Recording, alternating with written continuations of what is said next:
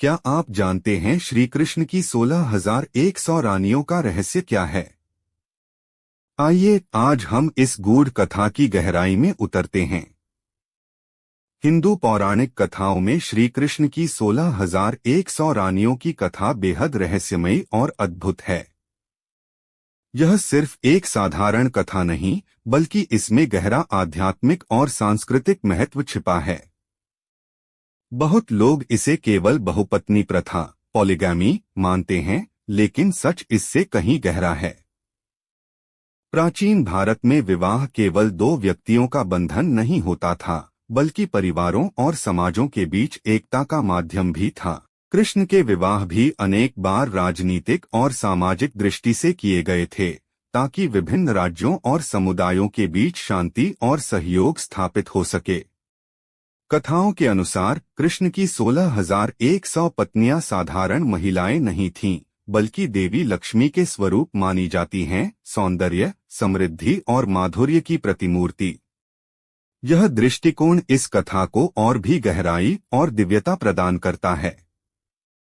अब सवाल उठता है, इतनी बड़ी संख्या क्यों? यहाँ हमें यह समझना होगा कि यह कथा केवल कृष्ण के निजी जीवन की झलक नहीं है, बल्कि प्राचीन भारतीय संस्कृति और आध्यात्मिक विचारधारा की झलक है। कृष्ण के इन संबंधों को कई तरह से देखा गया है। कुछ लोग इसे उनके लीलामय स्वरूप का प्रतीक मानते हैं, तो कुछ इसे उनकी निस्वार्थ प्रेम करने की क्षमता का उदाहरण। आध्यात्मिक दृष्टि से उनकी 16,100 रानियां जीवन के विविध अनुभवों का प्रतीक हैं, जिनके साथ कृष्ण एक संतुलित और सामंजस्यपूर्ण जीवन का आदर्श प्रस्तुत करते हैं। उनकी रानियों के साथ उनका प्रेम पवित्र और निस्वार्थ बताया गया है, जो हमें सच्ची भक्ति और समर्पण का संदेश देता है।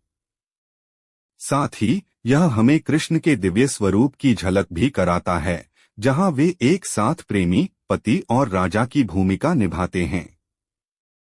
यह कथा हमें यह भी सिखाती है कि जीवन में प्रेम, निष्ठा और कर्तव्य कितने महत्वपूर्ण हैं। कृष्ण की 16,100 रानियां केवल प्रेम की कहानियां नहीं हैं, बल्कि आध्यात्मिक खेल लीला का प्रतीक हैं, जहां वास्तविकता और मिथक की सीमाएं धुंधली हो जाती हैं। निष्कर्ष यही है कि कृष्ण की 16,100 रानियों की कथा हमें केवल एक रोचक पौराणिक प्रसंग नहीं सुनाती, बल्कि हमें प्राचीन भारत की आध्यात्मिक, सांस्कृतिक और नैतिक मूल्यों की झलक दिखाती है। अगर आपको यह रहस्य रोचक